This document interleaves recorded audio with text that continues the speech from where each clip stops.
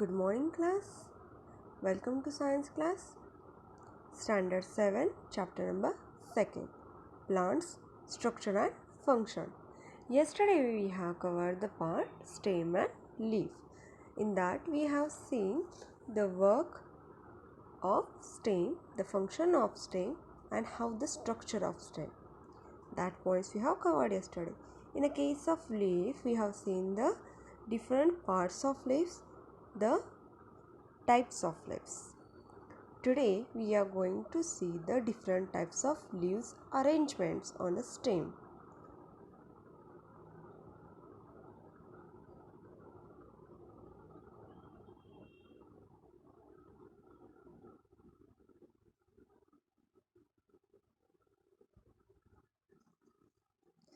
Now we are going to see leaf phyllotaxy. What is meant by phyllotaxy? The arrangement of leaves on a stem or the branches is known as phyllotaxy. Now the arrangement of every flowers or not flowers, every plants, if we see, they are not the same.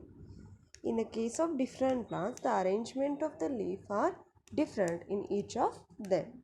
Now that arrangement of leaves on a stem on branches is called as phyllotaxy, that we are going to learn today. Now it is also known as mode of distribution of leaves. The phyllotaxy is also defined as the mode of distribution of leaves. Now why there is a need to do this? Why the phyllotaxy is there? Why the plants leaves are not in the same manner? The aim to position the leaves so as to maintain the maximum exposure to sunlight. The meaning of this is the arrangement of the leaf are made in a such a way so that they will get more sunlight, as the plants need a more sunlight for their growth, because by using the sunlight they are creating their food with the help of sunlight. So the aim is to position the leaves in such a manner so each of them will get more sunlight and they are attached to stem.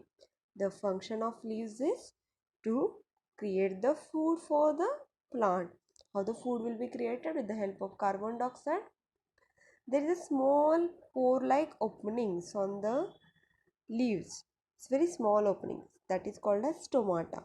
From that pores they are taking the carbon dioxide and sunlight, and by the help of chlorophyll the food of plant is get prepared and that is given to the stem to distribute to the other parts of the plants.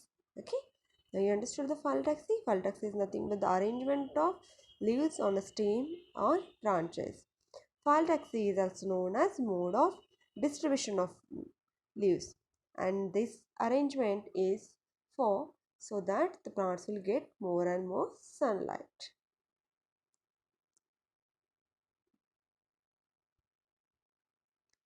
Now there are main three types of arrangements. Alternate. Alternate is also considered as a spiral arrangement. Opposite and walled. Okay. Now in your textbook, one more example of arrangement is given as decussate. Decussate is similar to the spiral one. Got it? Decussate is similar to the spiral. Now, almost the arrangement in a case of altar and spiral is similar. Now, we'll take a closer look to it. See how the leaves are arranged. To each and every node there is one leaves. As we have seen in the case of stem, the leaves has start growing or the leaves come out from the nodes. So you can see in the case of alternate, on every node there is one leaves come out of it. But how they have come out? On the either side. If like to left hand side and right hand side, the node came opposite to each other, means no, not any leaves is perpendicular each other. One leaves take a growth from one end, then after that some gap is there, and if it is in the right end then it will take the growth at left end. This kind of arrangement is considered as a alternate because the leaves are at alternate positions. Got it? The example of alternate is China rose. See, it's the another example for the alternate. Now, second we have as decussate. Decussate or a spiral, you can consider this. Now, it also arranged in such a manner that your palm you're opening in the both the directions. It's look in that manner. Now, see, to the node, that position, total two leaves are taking growth. The total two leaves are come out on the opposite sides, isn't it? And they do not have the pedicels. They are very close to the stem. This kind of arrangement is called as spiral or decussate. Total two leaves on every node, that is also on opposite side. It's called as spiral or decussate. The example for this is canna. The third we have as a opposite arrangement. In this, it's look like a staircase, isn't it? In this example, the leaves are come out on the node opposite direction, but it is like a perpendicular to each other, but they are little bit inclined in upward direction. It's called as opposite arrangement of leaves. Opposite to each other, their stems, petioles are attached to the nodes, which nodes are exactly opposite to each other, and the leaves take growth in the opposite manner. This is called as opposite leaf structure. The example for the opposite is guava plant.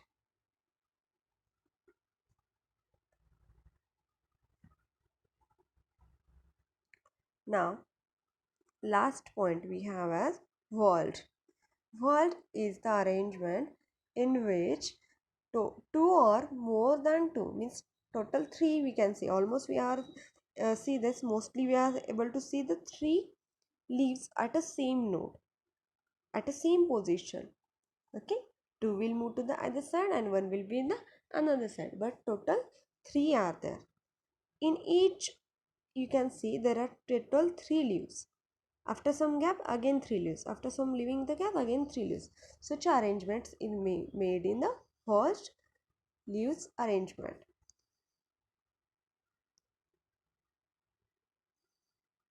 The example of it is Alstonia. The example for it is Alstonia.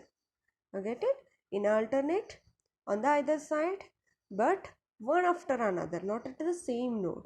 Two leaves are not taking the growth. In a spiral, two leaves at the same node but on exactly opposite direction, like a perpendicular to each other. In opposite, two leaves at the same node facing opposite directions. Whorled, three leaves at the same node facing to the different directions. This all arrangement is made so that the leaves will receive more sunlight.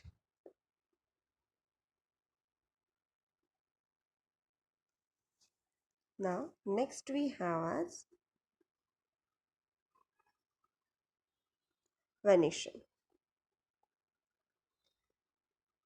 Paper leaf is divided into the two equal parts by the single mid vein, which lies along the midline of the leaf blade. Secondary veins arise from the mid vein. They are branched and form a network.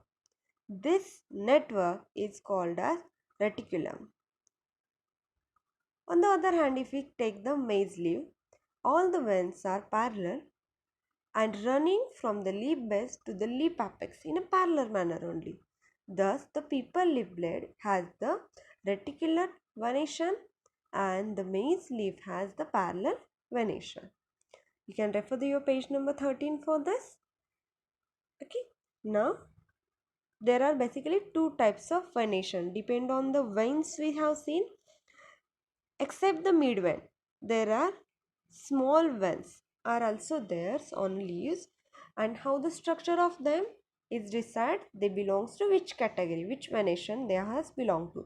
There are basically two categories of venation: reticulate venation and parallel venation.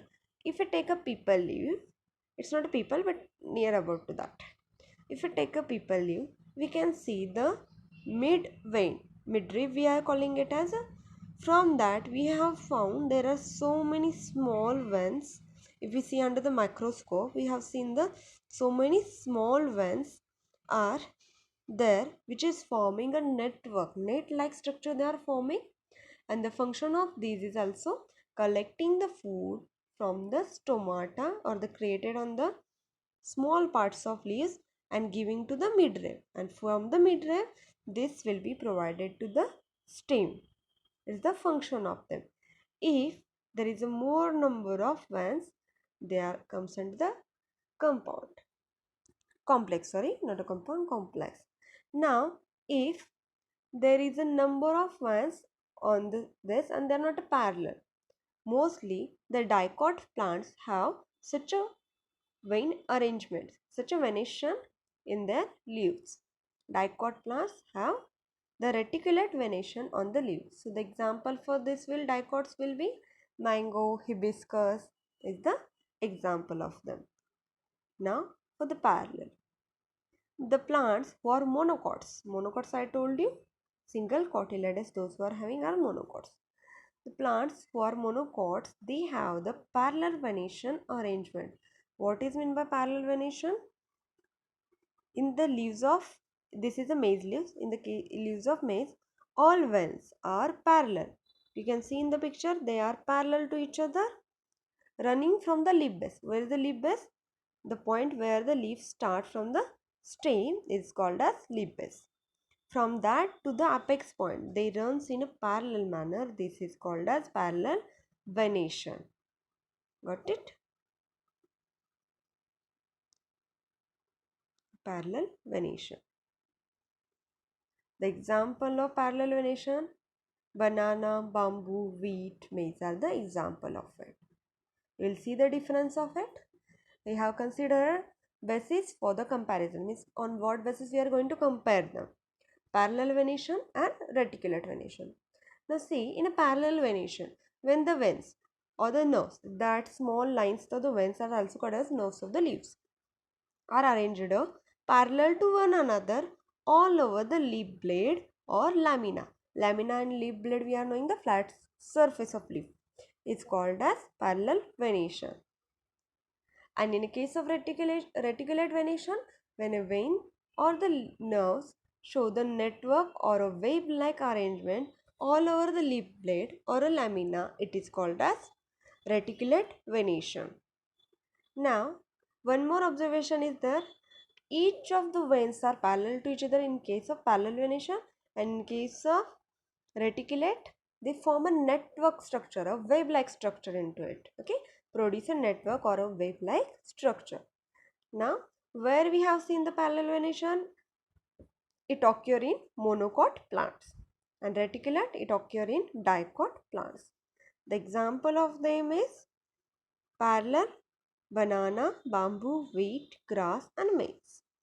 And in a case of reticulate, mango, hibiscus, ficus are the few examples of reticulate venation. This is it for today. We have seen today